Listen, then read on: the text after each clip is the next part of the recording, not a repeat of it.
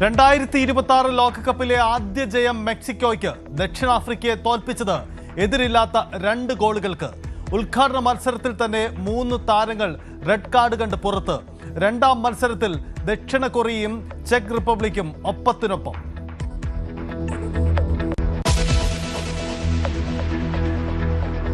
ഇറാനുമായി വലിയൊരു ഒത്തുതീർപ്പിലെത്തിയെന്ന് America. Hormuz തുറക്കുമെന്നും ആണവായുധം ഇറാൻ ഉപേക്ഷിക്കുമെന്നും ഡൊണാൾഡ് ട്രംപ്. അവകാശവാദം ശരിവെക്കാത്ത ഇറാൻ. തീരുമാനം ആയിട്ടില്ലെന്ന് പ്രതികരണം. ഇന്ത്യൻ നാവികരെ അമേരിക്ക കൊലപ്പെടുത്തിയത് ദുഃഖകരമെന്നും ഇറാൻ.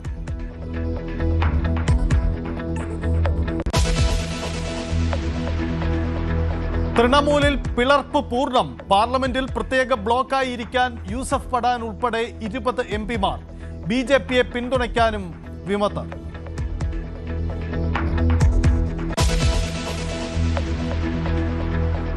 കൊല്ലൂർ മൂകാംബിക ക്ഷേത്രം സന്ദർശിക്കാൻ തമിഴ്നാട് മുഖ്യമന്ത്രി ജോസഫ് വിജയ് ഉച്ചയ്ക്ക് പ്രത്യേക വിമാനത്തിൽ മംഗളൂരു അന്താരാഷ്ട്ര വിമാനത്താവളത്തിലെത്തും.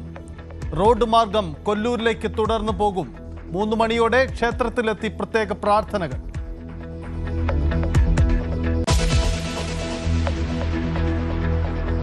സംസ്ഥാനത്ത് കനത്ത മഴ തുടരുന്നു. എറണാകുളം, ഇടുക്കി ജില്ലകളിൽ ഇന്ന് ഓറഞ്ച് അലർട്ട്.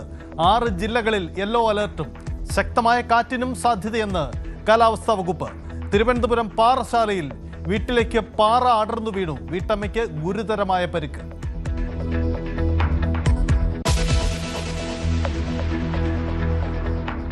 നിപ ഷിഗല്ല ഭീതിയിൽ സംസ്ഥാനം. കോഴിക്കോട് രോഗം ബാധിച്ച 43-കാരന്റെ നില അതീവ ഗുരുതരമായി തുടരുന്നു. സമ്പർക്ക പട്ടികയിൽ 77 പേർ. വയനാട്, കൊല്ലം, തിരുവനന്തപുരം ജില്ലകളിൽ ഷിഗല്ല പ്രതിരോധ പ്രവർത്തനങ്ങൾ ഊർജിതം.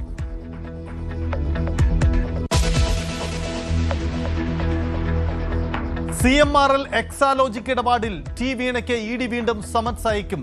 ഇന്ന് ഹാജരാകാൻ ആവശ്യപ്പെട്ടെങ്കിലും ആരോഗ്യ കാരണങ്ങൾ ചൂണ്ടിക്കാട്ടി വീണ ഹാജരാവില്ല. രേഖകൾ EDക്ക് മുന്നിൽ സമർപ്പിക്കും.